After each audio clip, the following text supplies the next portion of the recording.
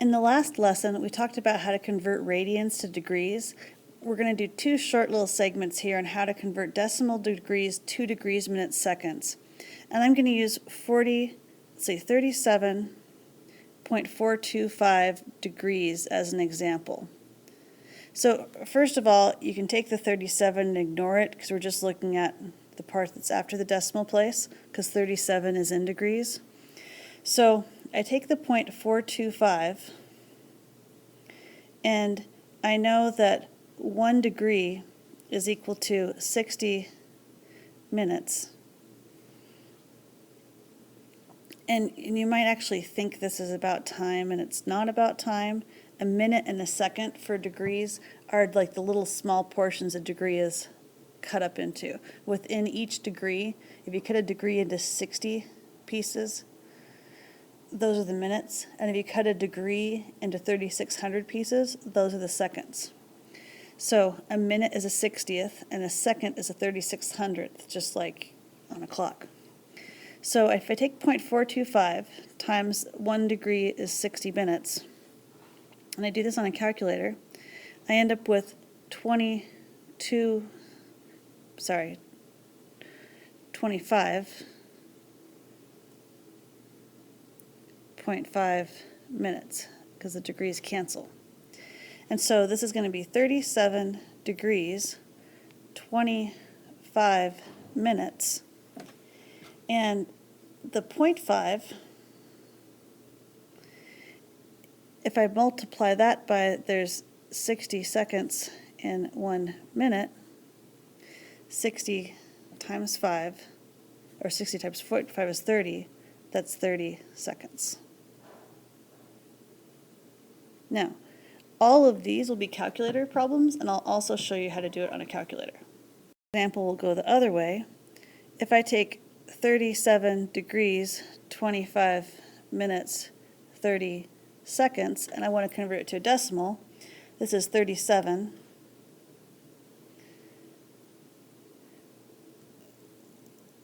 plus 25 sixtieths plus 30 3600ths. And if you just add those up on your calculator, you end up back to 37.425. In navigation problems, you often have the angles written in degrees, minutes, seconds, but a standard GPS often does decimal degrees, and just depending on what kind of technology you're working with, you may have to go back and forth. Okay, now back to the land of geometry. When we were in geometry, if you wanted to find the distance around a circle, let's say the circle had a radius of 6, and I wanted to find how far it was from here to here, and that was a 90-degree angle, you would think to yourself, well, that's 1/4 of the circle. So this is 90 out of the 360 degrees of the circle, and then I would times that number by the whole circumference, and the whole circumference would be 2 times pi times the radius. And you spend a few days on this in geometry, and that's to find the length of the arc. Well, we're going to find the length of the arc in pre-calculus, and remember, arc length is if a little ant were crawling along. So, but it's going to be much easier. The letter for arc length is S. And if I were to simplify this formula, the radius of 6 goes right here. And if I look at this piece of the formula, 90 times 2 is 180, 180 divided by 360 is 1/2, then that's equal to pi over 2 times 6. So what I'm really saying is that the arc length S is equal to the number of radians, the radian measure of the circle, times the radius. Or how they write it in your textbook, S is equal to theta, the radius measured in radians, times r, the radius. Kind of confusing, radius measured in radians times radius, but formula is S equals R theta. Same problem. Now I'm in pre-calc. I know this is 0 degrees. Sorry, I know this is 0 radians. I know this is pi over 2 radians. And so the arc length is equal to the number, is equal to the radius 6 times the radian measure of the angle. And so the length of the arc would be 3 pi. Here's another example. I have a 120 degree arc and a circle of radius 10. I know that the arc length is equal to r times theta. So the arc length is equal to 10 times, and I have to figure this out, and I do this by being able to count in a circle. If I go 30 degrees is 1 6 pi, 2 6 pi, 3 6 pi, 4 6 pi. So 2 pi over 3. If you know 120 is 2 pi over 3, you can now find out that the arc length is 20 pi over 3. Now sometimes they'll mix it up on you and they'll give you the information in a different order. Like let's say I had a circle and the radius of the circle was 4 and the distance from here to here was 5 and I wanted to know what the angle was. If I use the formula S equals R theta, remember R is the radius and so the 4 goes here and S is the arc length so the 5 goes here and I'm solving for theta. Theta is a radian measure. So this would be 5/4 or 1.25 is equal to theta. And that's not going to have a lot, you're not going to have a really good gut feeling about that because all of the radians we've done so far were like pi divided by 2. If I take pi divided by 2, that's 90 degrees, I actually end up with 1.57. So I can see that this 1.25 should be a little bit less than 90 degrees. But if it makes you feel better, you could always change it to degrees so you had a better feel for it. So 1.25 in radian measure would be multiplied by 180 divided by pi to convert it to degree measure. 1.25 times 180 divided by pi is 71.6197. That's in decimal degrees. And so if for some reason you needed to have an answer that was in degrees, minutes, seconds, you would then convert it. Now, if you're using one of the TI graphing calculators, you hit second angle, which is just to the right of the math button. And when you hit the second angle menu, you'll see an option that says convert to DMS. And you just hit enter, and that tells me that it's 71 degrees, 37 minutes, 11 seconds. And there you can bypass those first 2 slides we learned about how to do that by hand. Then we'll get into a couple of application problems. The first ones are going to be really kind of tricky. They involve concentric circles, and an application of this would be a running track. If you had the end of a running track and you wanted to know the difference between lane 2 and lane 1, I should have made this problem about rainbows. In terms of how far was the distance for lane 1 and how far was the distance for lane 2, and this is 33, and this so the distance to the inside track is 33, the distance to the outside track is 34 meters. Well, first of all, right now I'm looking at a half circle, and a half circle is 180 degrees, or pi. And so what I'm looking at is I'm looking at the difference between this red distance and this black distance. Because you know when you're running, you don't actually run on the outside edge of your lane, you run on the inside edge. So, to find the red distance, its arc length is equal to r, the radius, 33, times theta, the radian measure, which is pi. And if I want to find the distance of the black section, its arc length is equal to r, the radius, 34, times theta, the radian measure, which for 180 degrees is pi. And now, if I want to find out the difference in the distance between lane 1 and lane 2, I take 34 pi minus 33 pi, and I subtract them, and I end up with 3.14 meters as the difference between the two tracks. It's not too hard to find two numbers and then subtract, but it can be really difficult to think about the problems without drawing a picture.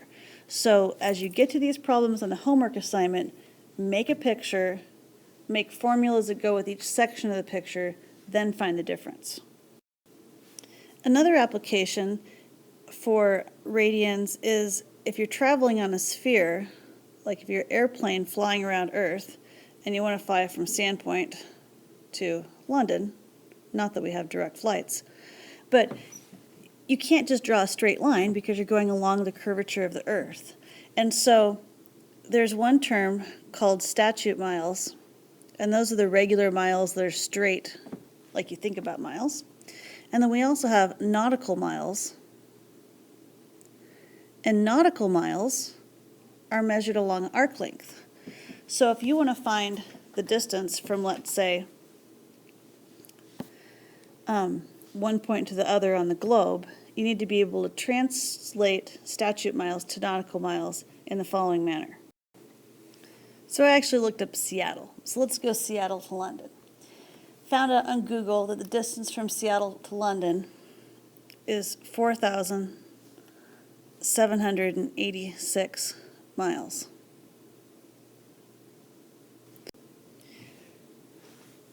So if I want to find the number of nautical miles, I can actually use a conversion, and it explains it on page 355 of your book. But it's easier in this case to use unit conversions. We know that 1 nautical mile is equal to 1.15 statute miles. And if the distance to London is 4,786 regular miles, I can multiply it by 1 over 1.15 using a unit multiplier. Here's my statute miles, here's my nautical miles. Using that unit multiplier, I just end up dividing, and I end up with 4,161 nautical miles. Now, you don't have to have this type of information memorized because I'll give you the unit multipliers, but you need to know how to do the conversions. The final thing we're going to look at is angular and linear motion and what angular speed looks like. And one thing that we look at for angular speed is like if you're looking at a wheel, how many revolutions per second it takes for that wheel to turn. Revolutions per second is a measure of angular speed. So this is angular speed. Most of your experience with speed has been in things like miles per hour, and miles per hour would be an example of linear speed. And we're going to work on some story problems where we convert revolutions per second, the angular speed, into miles per hour, the linear speed. We do these problems by using unit conversions, just like you learn in science class. They're kind of big problems, and you'll see them again when you get to physics, either later this year or next year. So let's say I want to convert 630 revolutions per minute into miles per hour. Well, let's work on the minutes to hours first. I know that there's 60 minutes in 1 hour. Well, that was actually quite easy. So now we'll work on the harder part, the revolutions into miles. So in order to figure this out, I actually kind of need to know how big the wheel is. And so let's say he has a truck and the diameter of the wheel is 36. And if the diameter of the wheel is 36, that means the radius of the wheel is 18. And I'll need to use this information, and 18 is in inches. So if this does 630 revolutions per minute, and I already took care of the hours, that was kind of quick and fast. I've got to work on getting those revolutions into miles. So I start off with, what is a revolution? A revolution is once around. So that means there's 2 pi radians in 1 revolution. So radian measure over the number of revolutions. And that cancels my revolutions. And now I've got to get the number of radians into inches. And since this is a radius of 18 inches, I know there's 18 inches in 1 of these radians. And now I need to get rid of my inches, and so I know that there's, actually now I'm on to the easy part. I know that there's 12 inches in 1 foot. And I know that there's 5,280 feet in 1 mile. Did I do it? Let's see. I've got the revolutions canceling the revolutions, the radians canceling the radians, the inches canceling the inches, the feet canceling the feet, the minutes canceling the minutes. And all I have left is miles on the top, hours on the bottom. I'm just hoping you've done this before in science class and remember it so it's not a crazy new thing for you. Anyway, fractions, top times top, bottom times bottom. So we're going to multiply 630 times 60 times 2 pi times 18, divide that by 12 times 5,280. I'll let you get out your calculator and find the final answer. You should come up with 67.47. Now there was one part that got a little bit weird there, and I want to go over it again. I had 2 pi radians in 1 revolution. And I also had an 18-inch radius tire. And this is why, in my little brain, I have always thought of radians as like radiuses. And so that way, when I do the conversion for this piece, I know that there's 18 inches in 1 radian. Like there's 18 inches in 1 radius of the circle, and that allows me to knock out. It's like the radians cancel the radiuses, because the radians really are how many radiuses there are in the problem. Anyway, I knock those out, and I end up with 2 times pi times 18. And 2 times pi times 18 would be 113 inches. So if I have, which is really just the circumference, if I have an 18-inch radius tire, once around, is 113 inches. My last piece of advice for you is draw a picture, draw a picture, draw a picture. Drawing a picture will make everything easier when you get to the story problems, and these will be pretty tricky and one of the harder things we cover this chapter, at least the story problems part. The S equals R theta should be kind of a piece of cake. It just has three things. You either multiply or divide, not too bad.